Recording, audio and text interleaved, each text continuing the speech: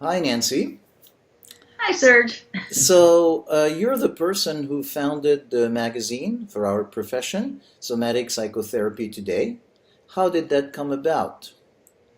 Well, when I was a graduate student, I was asked if I wanted to be the editor of the association newsletter for the United States Body Association of Psychotherapy.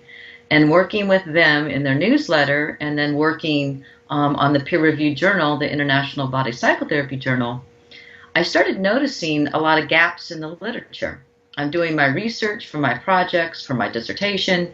There's a lot of academic out there, and then there's chit chat for associations, but there was nowhere for voices like my own as a student, as a clinician, to talk about what was happening in my life, in my clients, in my clinical work. Sort of that first person familiar, this is what's going on. And I thought, we really need a magazine. And I know that there are magazines out there, Psychotherapy Network or Psychology Today, but they're more focused on cognitive behavioral sciences, and I was more focused on somatic psychology and body psychotherapy. And I also wanted to contact people around the world. Those two magazines are very much centered in the United States. I wanted to know what was happening with body psychotherapists in Italy and Israel and France, as well as the United States.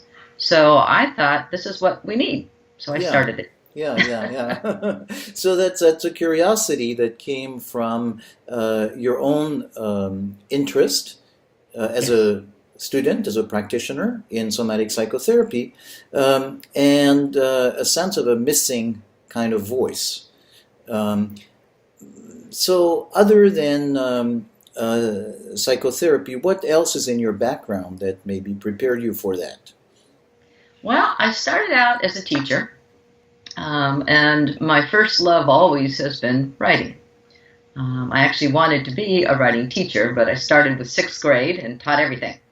And that led me to get my master's as a reading specialist because so many of my students in the inner city schools I was at really couldn't read and write. And I just have always valued reading and writing. So I went to train in that and then ended up working at the high school level and really started using my students' writing to teach them how to read. And I got more and more immersed in that. And then I started freelance writing professionally. So I ended up getting my master's in nonfiction writing and started teaching at the college level, teaching freshman composition, creative nonfiction, fiction writing. And then I started facilitating writing groups.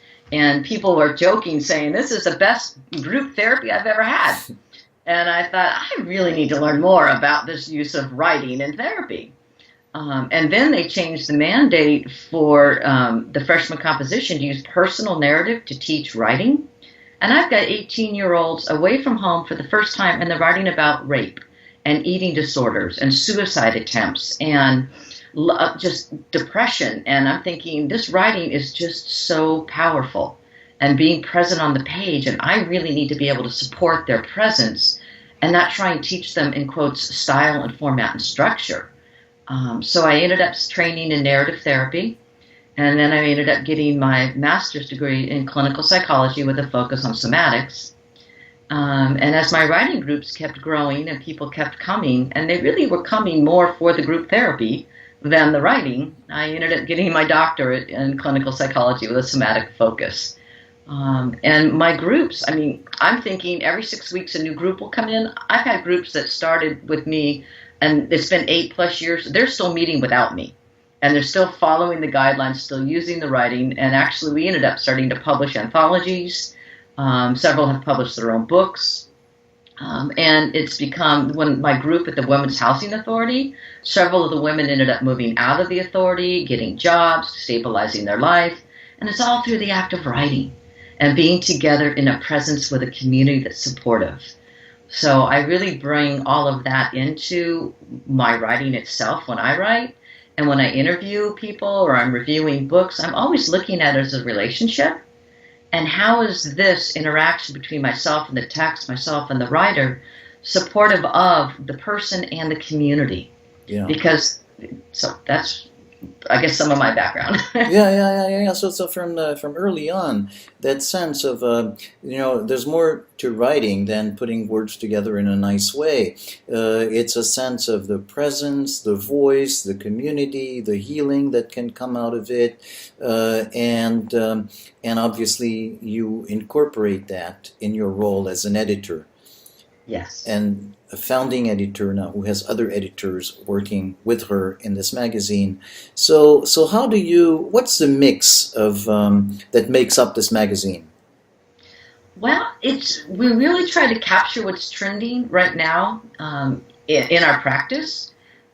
We take a look at global perspectives, what's happening worldwide in body psychotherapy and somatic psychology.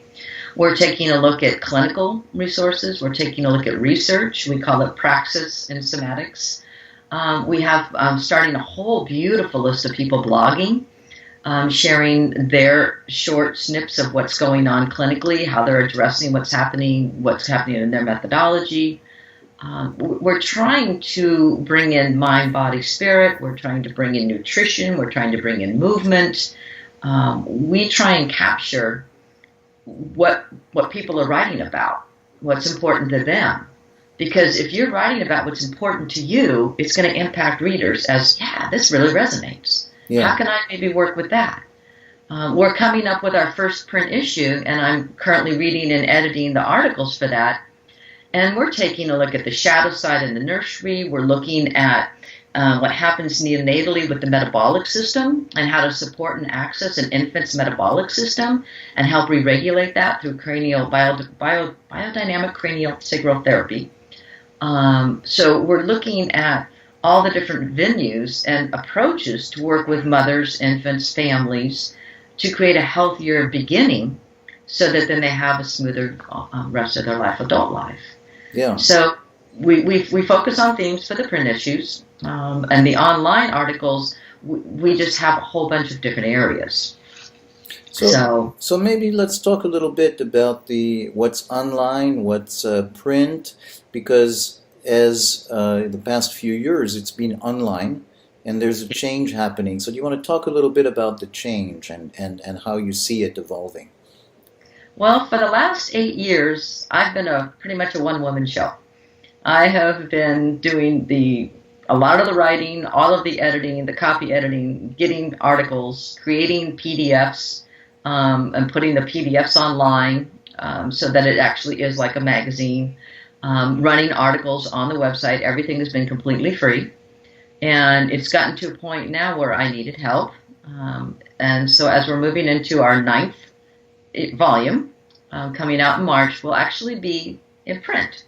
And subscribers who pay now to subscribe, subscription has been free, but now it's changing. People that pay to subscribe will get an actual magazine mailed to their home or office, whichever address they choose. The articles that are in the magazine will not be posted on the website as they have in the past. Those will just be predominantly in the magazine. There'll be starts to it like we always do so people can get what's going on inside, but to read the whole article, you'll need to be a subscriber. Mm-hmm, mm-hmm. And we're going to change the format online as well so that we'll still have some free content, but we're also going to have a lot for the subscriber base. And the other thing that's really exciting for me, as always missing my teaching and my writing groups, is we're going to start some community involvement with subscribers. Authors that want to have a new book reviewed can donate 4 copies to 4 people that volunteer to read it.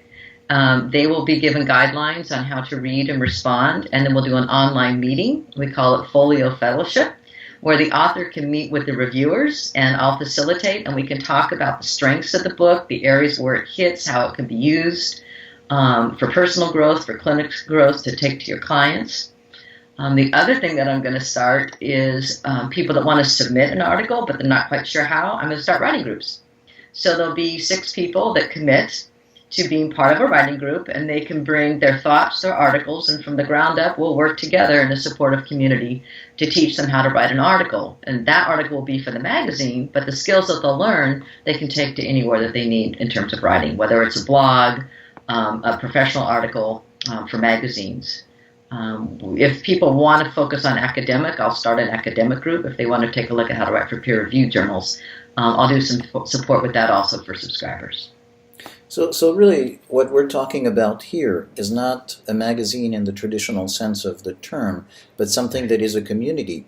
And subscribing to the magazine is not just to have access to specific content, but is also to support that community. Yes. Yeah, we're going to be doing a video series called Gifting Back, and we're inviting subscribers to do a 20-minute video, just giving a gift. It's not about self-promotion. It's not about my process, me. It's about, here's something really cool that I think you might find useful. And so you'll be able to access that. We've got like Dr. Ray Johnson's going to do a video on gender-neutral language, which for me is a challenge. I'm so used to the he, she, and learning to write gender neutrally is fascinating for me. And so she's going to share a video on just what does that look like, sound like.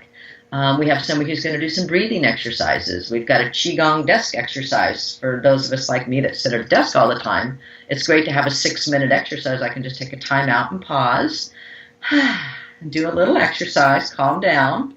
So we're really trying to tap into what our community brings and allow them to share with one another, to post their papers that they've been publishing, to get input on their papers they're publishing.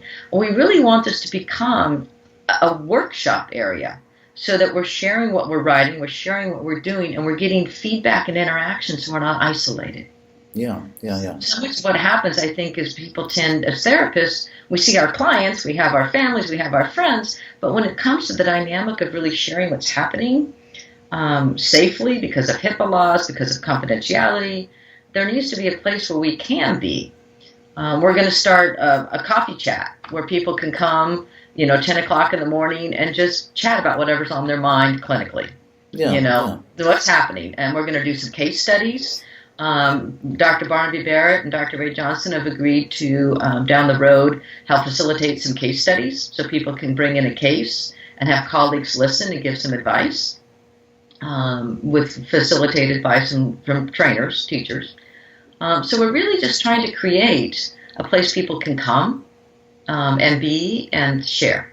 Yeah. So in that sense, I find the name magazine, if we just define it by the name magazine, a little bit misleading in the sense that it's much more than a magazine.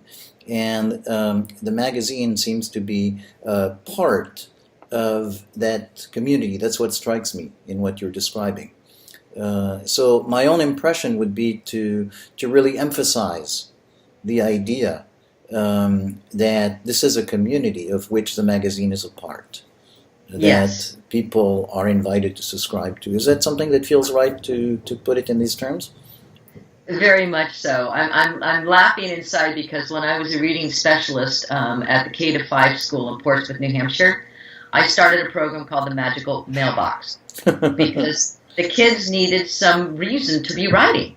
I mean, okay, I'm writing, but I'm writing for an audience, but I have no audience. So they submitted their writing to our Magical Mailbox. I trained 4th graders to become editors, and they worked with the students one-on-one, so they were in relationship with the author, helping them with their piece so that it then could be published in the Magical Mailbox. And we had 15 different ways of publishing and celebrating their writing. We had kindergartners drawing pictures, our publishing. We actually ended up with some 4th and 5th graders getting accepted in professional children's magazines with their articles. So it was always about how do we work together, write together, grow, bring our text to where it needs to be, and then facilitate an audience. Mm-hmm. So the magazine becomes a beginning point. Okay, I want to write this, I want to share this, and I can actually publish it in a magazine that will reach out and be accessible to my colleagues around the world, as opposed to just me writing it and giving it to a couple of friends. Or me writing it and nobody seeing it.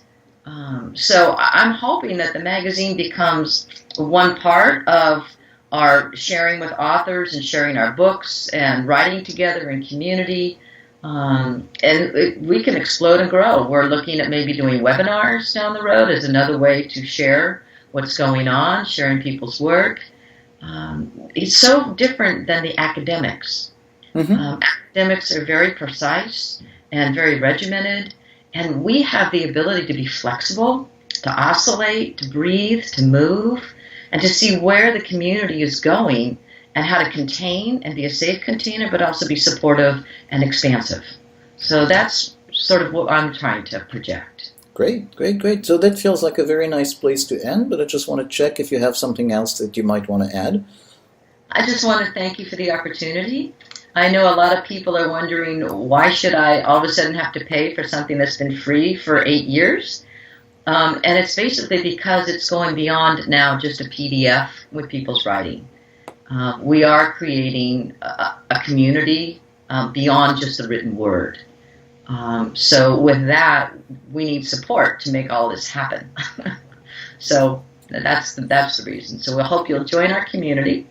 And we're always looking for submissions, authors, reviewers. So if you're interested in being part of our community, both as a reader and engaged, we'd love to hear from you. Thanks, Nancy. Thank you, Serge.